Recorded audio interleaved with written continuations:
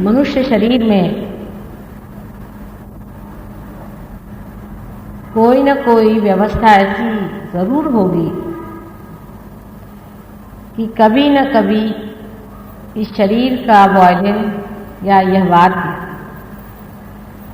झंकार हो उठे, इसमें भी कोई सुंदर स्वर जागृत हो जाए। हो सकता है कि हम भी किसी बड़ी सुंदर संगीत की महफिल के लिए बनाए गए हों। अभी हालांकि हम उससे अनजान हैं, अनभिज्ञ हैं, तो भी आप में से ऐसे बहुत से लोग हैं जिन्होंने इस संगीत को अपने अंदर पाया है। परमात्मा ने मनुष्य बनाने में बड़ा कष्ट उठाया है। 5 मिलियन वर्ष पहले इस पृथ्वी को सूर्य से अलग किया गया और 3 मिलियन वर्ष पहले तक इसको ठंडा गर्म किया गया। उसके बाद संसार में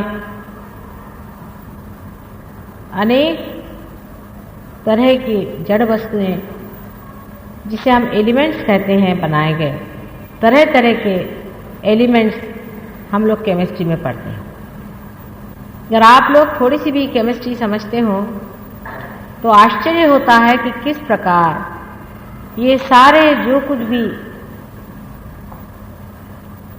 केमिकल्स बनाए गए थे वो कितने व्यवस्थित रूप से एक पत्रक में, जिसे हम आश्चर्य से देखते हैं कि बहुत ही उसकी सुंदर रचना की गई।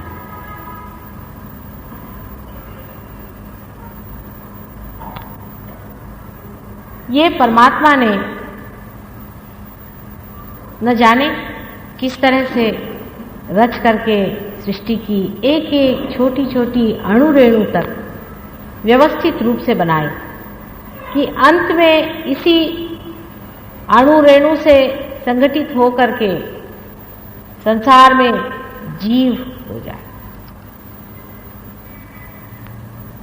ये कोई लोग कहें कि यूं ही हो गया, ये चांस की बात है, सो बात सही नहीं। अगर चांस से ये बात होती तो अभी तक साइंटिस्ट लोगों का ये कहना है कि एक छोटा सा अमीबा भी नहीं बन सकता, एक जीवंत प्राणी नहीं बन सकता। इतने छोटे से समय में मानव जैसी एक विशेष कृति परमात्मा ने निर्माण की। इसलिए परमात्मा का नाम लेना पड़ता है कि कोई न कोई शक्ति इस ब्रह्मांड की रचना में कारणीभूत हुआ। किसी न किसी ने यह ब्रह्मांड रचाया है। चाहे इसे मनुष्य अपने ईगो और अहंकार में न माने, शायद वो इस चीज को पसंद न करे कि हम लोग ये कहें कि ये परमात्मा ने बनाया, लेकिन क्या कितना भी अहंकारी मनुष्य इस बात को स्वीकार करेगा कि उसने ही अपने को बनाया है और सारी सृष्टि की रचना की। इस तरह उठकर अगर कोई आदमी कहने लग जाए कि मानव ने ही ये सारी निर्मित की हुई है, तो लोग उसे पागल खाने भेज देंगे। जिस शक्ति ने इस सृष्टि की रचना की, उसके बाद मनुष्य को इस हालात में पहुंचा दिया जहां वो आज बैठा हो, कुछ न कुछ और जरूर व्यवस्था होनी चाहिए जिससे मनुष्य अपने मंजिल पे पहुंचा। कुछ न कुछ उसने जरूर सोचा होगा कि इस मनुष्य को किसी तरह उसकी मंजिल तक पहुंचावे। अब जिस इंसान ने ये वायलिन बनाया, ये 7 उसमें स्वर लगाए, उसने यही सोचा होगा कि किसी न किसी दिन किसी संगीतज्ञ के हाथ में ये वायलिन पड़ जाएगा और उसी दिन इस वायलिन से मधुर स्वर का संगीत निकलेगा। अगर ऐसे आप वायलिन को देखें तो वो जड़ वस्तु है, उसमें कोई भी सूक्ष्मता नजर नहीं आती, या ये भी नहीं समझा जाता है कि इसके अंदर से कोई सी भी ऐसी ध्वनि निकल सकती है कि जिससे अंदर सूक्ष्म संवेदना उत्पन्न हो जाए। बिल्कुल सटल फीलिंग्स आपके अंदर जो अभी आई हैं, ये कोई भी आदमी जिसने कभी वायलिन देखा नहीं, वो देख करके समझ भी नहीं सकता कि इस एक जड़ वस्तु के अंदर से ये वस्तु निकल आती। उसी प्रकार जब आप मनुष्य जन साधारण को देखते हैं, दुनिया के बवालों को और दुनिया के आंखों को देखकर मनुष्य सोचता है कि ये मानव जो है, ये सबसे खराब चीज परमात्मा ने बनाई। जानवर हैं वो हमसे अच्छे हैं, हम लोग जानवर से भी बदतर हैं। बहुत से देशों में तो लोग बच्चा ही पैदा नहीं करते, कहते हैं कि क्या इस दुनिया में बच्चा पैदा करें जहां संसार जानवर से भी बदतर है। लेकिन ये भी सोचना हमारे अज्ञान का ही लक्षण है। परमात्मा ने सबसे सुंदर कृति बनाई है मनुष्य, सबसे ऊंची और सबसे सुंदर मनुष्य की कृति बनाई है और उसको विशेष रूप से आशीर्वादित किया है। और ये मनुष्य रूप धारणा में ही मनुष्य उस चीज को पा सकता है जिसलिए परमात्मा ने सारी सृष्टि की रचना की। सारी सृष्टि उसने जो बनाई है वो मनुष्य के लिए बनाई, और मनुष्य को इसलिए बनाया हुआ है कि वो परमात्मा की शक्ति का वहन करे। जैसे मैं बातचीत कर रही हूं तो ये इंस्ट्रूमेंट मेरी शक्ति का वहन कर रहा है। इसी प्रकार परमात्मा ने भी मनुष्य को इसलिए बनाया कि वो उसकी शक्ति का वहन करे, और जब उस शक्ति का वो वहन करे तो उस शक्ति के बारे में सब कुछ जाने, उसके लिए वो अवेयर हो जाए। इसलिए उसकी अवेयरनेस, जिसे हम चेतना कहते हैं, इस हद तक वो ले आए। जहां मानव निर्मित हुआ उसको उन्होंने स्वतंत्रता दी कि अपनी स्वतंत्रता में और अपनी हुजदारी में तुम परमात्मा को खोजो। अपनी स्वतंत्रता में ये जरूरी कहना था। ये परमात्मा ने दी हुई स्वतंत्रता अत्यंत आवश्यक है, क्योंकि जानवर जो हैं वो परमात्मा के राज्य में चलते हैं, उनके पास इस स्वतंत्रता का कोई भी सबूत नहीं है, और वो जैसे ही परमात्मा रखते हैं वैसे ही मौज में रहते हैं। लेकिन मनुष्य जाति को ही परमात्मा ने यह स्वतंत्रता दे दी कि अब तू इसे खोज। जैसे कि मैं बहुत बार बताती हूँ कि छोटे क्लास में आप बच्चों को पढ़ा देते हैं कि 2 और 2 मिला के 4 होता है। बड़े क्लास में जाने पर आप कहते हैं कि अच्छा अब ये सवाल आप सुलझाइए, इसको आप ठीक करिए। इसी प्रकार परमात्मा ने मनुष्य की निर्मिति के बाद उसे स्वतंत्रता दी। उसकी स्वतंत्रता में मनुष्य चारों तरफ दौड़ने लग गया। उसका जो चित्त था, अटेंशन था, वो चारों तरफ दौड़ने लग गया। वो किस प्रकार दौड़ा और किस प्रकार वो चित्त बाहर की ओर गया है, मैंने आपसे अनेक बार बताया। जब ये चित्त आपका बाहर जाता है या टेंशन बाहर जाता है तो वो सीखता है। जैसे कि पहले मेरा टेंशन, आज समझ लीजिए कि इस स्वस्तिक के एक प्रतीक पर पहुंची, सिंबल पर पहुंची, तो मैं देखती हूं कि आखिर ये क्या चीज है, ये क्यों बनाई गई, इसका क्या अर्थ है, इसमें क्या चीजें निहित है और इसका क्या मतलब होता है।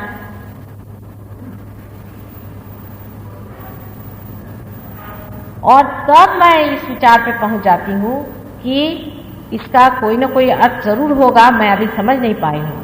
हो सकता है कि मैं इसे जानने का तरीका आदमी का बाहर है। मनुष्य बाहर जाकर जानना चाहता है। मनुष्य सोचता है कि दुनिया की चीजों से आपको ज्ञान हो सकता है। जैसे आप इस कमरे में आइए, अंधेरा है, आप एक चीज को पकड़ते हैं, दूसरी चीज को पकड़ते हैं और फिर आप सोचते हैं कि आपने जान लिया। एक और तरीका होता है कि अंदर आपके प्रकाश ही आ जाए और आप सब कुछ जान लें। कुछ लोगों ने, बहुत थोड़े से लोगों ने अंदर से जानने का प्रयत्न किया, जिसे हम कहते हैं मनन करना। लेकिन आजकल मनन के नाम पे हर तरह की चीज बिकती है। जब मनन शक्ति में उन्होंने जाना तो उन्होंने समझा कि मनुष्य क्या चीज है, उसके अंदर किस प्रकार ये 7 स्वर बने हुए हैं, ये 7 चक्र बने हुए हैं, और इन चक्रों में अभी जो भी शक्ति है वो सीमित है। हमारी बुद्धि भी सीमित है, हमारा इंटेलिजेंस भी सीमित है, और उस असीम शक्ति में अगर उतरना है तो कुछ न कुछ इस तरह की घटना हैपनिंग अपने अंदर होती है जिसके कारण मनुष्य उस असीम सर्वव्यापी ऑल परवेडिंग शक्ति में उतरता है। लेकिन इसका सबूत उनके पास कुछ नहीं था। बहुत थोड़े लाखों करोड़ों में एक कहीं जंगलों में कहीं न कहीं मिलते थे। जब ऐसे लोग जंगलों से उतर के आते थे तो उनको लोग मार डालते, क्योंकि अहंकार की वजह से कभी कभी उनमें एक अजीब तरह की शैतानी शक्ति दौड़ जाती थी कि इस परमात्मा की शक्ति का विरोध करें। इस प्रकार आपने इतिहास में देखा है, अनेक साधु मारे गए। जो असली होते हैं वो बुरी तरह से पीटे जाते हैं, जो नकली होते हैं वो बहुत पनपते हैं, क्योंकि वो जानते हैं कि लोगों को खुश किस तरह से करना चाहिए। जो असली आदमी होता है वो किसी की खुश करने के पीछे नहीं, वो सत्य के बताने के पीछे में होता है, और उस सत्य के पीछे चाहे उसको प्राण भी देने लग पड़े उसे कोई भी उसमें हर्ज नहीं होता, क्योंकि वो जानता है कि सत्य ही अनंत तक चलने वाली चीज है, यही इटर्नल है, यही अविनाशी है। और इसी के कहने में आज अगर मैं मारा गया तो कल मेरा भाई पैदा होगा और वो बताएगा कि नहीं ये गलती हो गई, तुमने समझा नहीं था उसे, अब समझो ये सत्य है। अब ये समा आ गया है कलयुग का। इस कलयुग में अनेक तरह के लोग पैदा हो गए। मैं तो कहती हूँ अनेक राक्षस पैदा हो गए, इनको राक्षस ही कहेंगे, और अनेक तरह के पैसे बनाने के ढंग आदि नए नए रूप धारण करके धर्म के नाम पे बिकने लगे हैं। आपको आश्चर्य होगा कि आज हम लोगों के जितने शहर हैं इस देश के, क्या सारे जगत के, सारे वर्ल्ड के जितने भी शहर के लोग हैं, उन शहरों पे इन लोगों ने छापा मारा, क्योंकि इनको आपके पैसे में मजा आता है। मैंने देखा है कि सहयोग ऐसे लोगों के लिए नहीं है कि जो बाहरी चीजें और सुपरफिशियल चीजों में ही संतुष्ट रहते हैं, जो असली चीज को नहीं मांगते, जो सत्य को नहीं मांगते, उनके लिए सहयोग बिल्कुल काम नहीं। ये उन लोगों के लिए है जो किसी हालत में भी सत्य ही का वर्ण करना चाहते हैं, ऐसे ही लोगों के लिए सहयोग काम करता है। इसलिए आश्चर्य की बात है कि मैं अभी गई थी राहुरी, हर एक देहात में आप लोगों से कम से कम 25 गुना ज्यादा लोग, कम से कम, कहीं कहीं तो मैं कहूँगी 100 गुना ज्यादा लोग एक जत्रा की तरह सहयोग के लिए तैयार है। और जब वो हाथ उठाते हैं तो ऐसा लगता है कि इन अनंत में बहने वाली ये जो चैतन्य की लहरियां हैं एक जैसे सागर बन के उमड़ रही हैं। उन लोगों के जीवन में एकदम क्रांति हो गई, एकदम ट्रांसफॉर्मेशन आ गई। जब तक मनुष्य के जीवन में कोई भी ट्रांसफॉर्मेशन नहीं आता है तो बाहरी चीजों से संतुष्ट पाने वाले, जो बिल्कुल ही सतह पे रहने वाले सुपरफिशियल लोग हैं, उनके लिए सहयोग नहीं काम कर सकते। और इसलिए कोई दुख मानने की जरूरत नहीं कि हमारे यहाँ सहयोग में आज समझ लीजिए अगर 1000 ही आदमी है तो बहुत है, और 100 हैं तो उससे भी अच्छे हैं, और अगर 10 हैं तो बहुत ही बढ़िया बात है। ये इसका प्रूफ है कि यह सत्य है, क्योंकि कोई सी भी चीज जो असत्य होती है, जैसे प्लास्टिक ही हो, आपको अगर एक असली लकड़ी की कुर्सी बनानी हो तो आपको कम से कम नहीं तो 1 महीना लग जाएगा, लेकिन प्लास्टिक की कुर्सियां खट खट खट खट खट खट बनती हैं। प्लास्टिक के अगर फूल बनाने हो तो लाखों फूल खट खट बन जाएंगे, और अगर असली फूल आपको बनाने हो तो उसमें महीने लग सकते हैं।